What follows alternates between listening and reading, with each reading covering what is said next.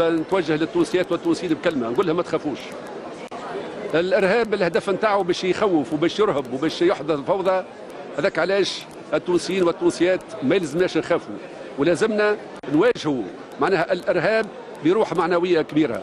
بطبيعه الحال ما نجموا نواجهوا الارهاب الا اذا كان عندنا نظره صحيحه.